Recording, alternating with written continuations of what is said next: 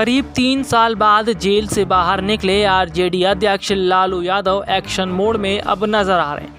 तेजस्वी यादव की सलाह पर लालू यादव जल्द ही अपने विधायकों से वर्चुअल मीटिंग करने वाले हैं। पार्टी की तरफ से जल्द ही तारीखों का ऐलान भी कर दिया जाएगा। लंबे अरसे से बिहार की राजनीति से गायब लालू की पार्टी के कई विधायकों से ये पहले ही बातचीत भी हो चुकी है।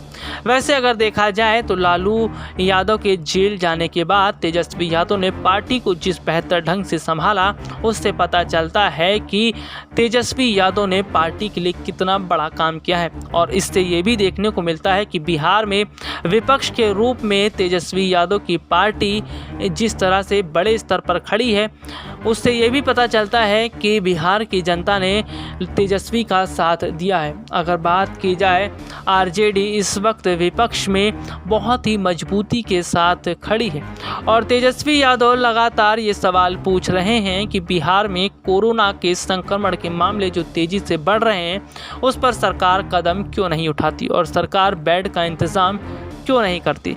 लेकिन अगर देखा जाए तो अब लालू यादव की वापसी दोबारा राजनीति में हो गई है, तो ऐसे में देखने को ये मिल रहा है कि लालू यादव अब बड़े बड़े फैसले ले सकते हैं। जिस तरह से देखने को मिला है कि अभी तक तेजस्वी यादव ही पार्टी की कमान संभाल रहे थे और तेजस्वी यादव पूरी स्थिति को उन्होंने देख रखा था, लेकिन अब लालू यादव जिस तरह से एक्शन मोड में नज़र आ रहे हैं और लालू यादव जिस तरह से आने वाले समय में बड़ी बड़ी बैठकें कर सकते हैं, इसका मतलब ये है कि बिहार में कहीं ऐसा ना हो कि दोबारा से आरजेडी की सरकार बन जाए। क्योंकि अगर बात करें तो विपक्ष के रूप में आरजेडी बहुत बड़ी और मजबूत स्थिति में खड़ा है। कुछ विधायकों की ज़रूरत आरजेडी को है। इसके अलावा अगर ये विधायक उसके साथ आ जाते हैं तो बिहार में आरजेडी की सरकार आराम से बन जाएगी। इसी को देखते हुए बीते कुछ समय पहले आरजेडी नेता तेजस्वी यादव ने ये कोशिश की थी कि जो नीतीश कुमार हैं उनके कुछ विधायकों को अपनी तरफ कर लिया जाए, लेकिन उसमें वो कामयाब नहीं हो पाए। लेकिन अब देखना ये होगा लालू यादव के आने से कितना बड़ा फ़र्क बिहार की राजनीति में पड़ता है।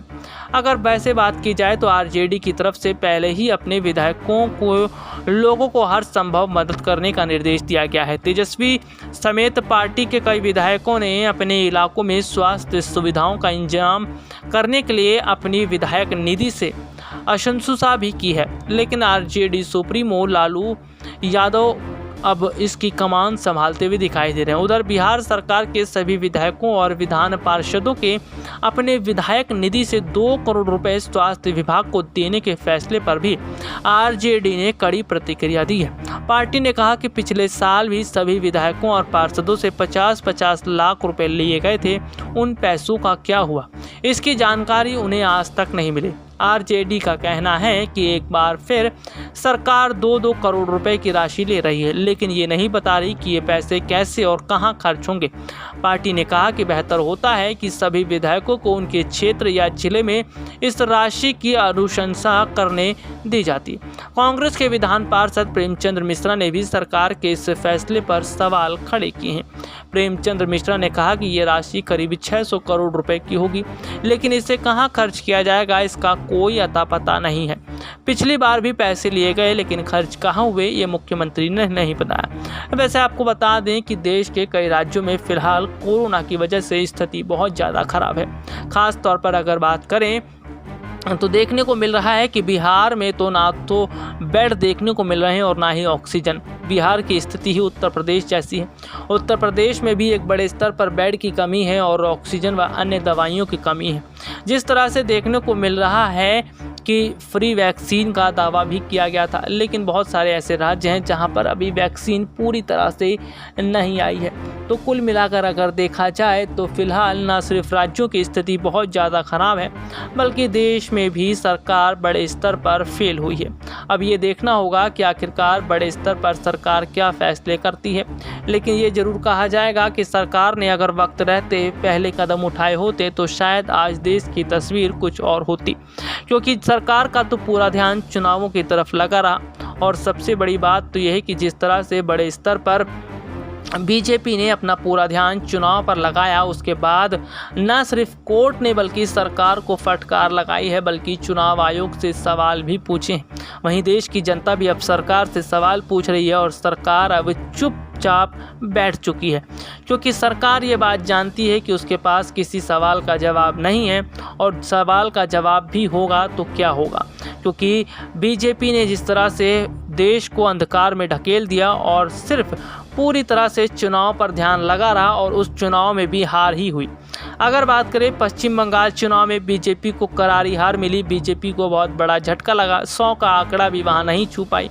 केरल में भी बीजेपी को झटका लगा। इसके साथ ही साथ उत्तर प्रदेश के पंचायत चुनाव की जो नतीजे सामने आए, उसने तो ये तय ही कर दिया कि बीजेपी अब पूरी तरह से धीरे धीरे साफ होती हुई नजर आ रही है। यानी कि जो जिस तरह से उत्तर प्रदेश के पंचायत चुनाव के नतीजे सामने आए, ऐसे नतीजों की उम्मीद योगी सरकार को बिल्कुल भी नहीं थी।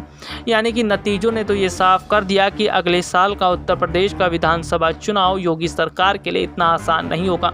वहीं साल 2024 का जो लोकसभा चुनाव है वो मोदी सरकार के लिए आसान नहीं होगा, क्योंकि देश की जनता अब बड़े स्तर पर बदलाव कर रही है, और अगर बदलाव होगा तो इसका बहुत बड़ा जो आने वाले समय में बदलाव देखने को मिलेगा। और सबसे बड़ी बात तो यह है कि देश की जनता आज समझ चुकी है कि सेंट्रल ने बड़े स्तर पर, केंद्र सरकार ने बड़े स्तर पर लोगों को ठगने का काम किया है।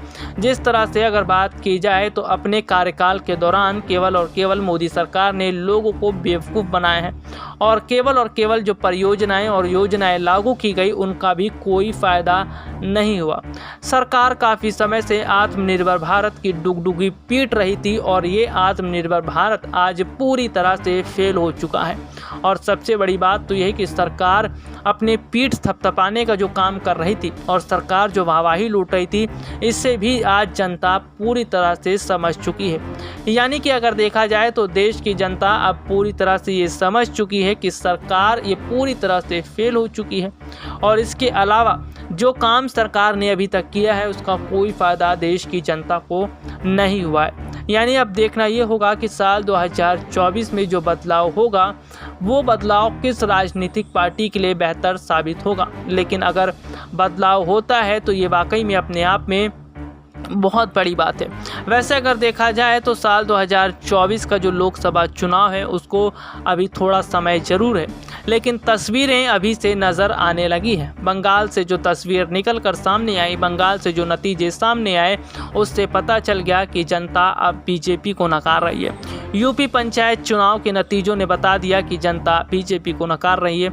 इसके साथ ही साथ अगर बात की जाए तो अगले साल का उत्तर प्रदेश का चुनाव भी बीजेपी के लिए बहुत मुश्किल लगता हुआ नज़र आ रहा है। ख़ास तौर पर अगर पश्चिमी उत्तर प्रदेश की बात की तो पश्चिमी उत्तर प्रदेश में बीजेपी को बहुत बड़ा झटका लग सकता है, क्योंकि पश्चिमी उत्तर प्रदेश में ज़्यादातर जाट किसानों का बहुत बड़ा दबदबा है, और किसानों के नेता राकेश टिकैत ये कह चुके हैं कि केंद्र सरकार जो 3 काला कृषि बिल लेकर आई है वो जब तक वापस नहीं होगा तब तक वो ऐसे ही बैठे रहेंगे।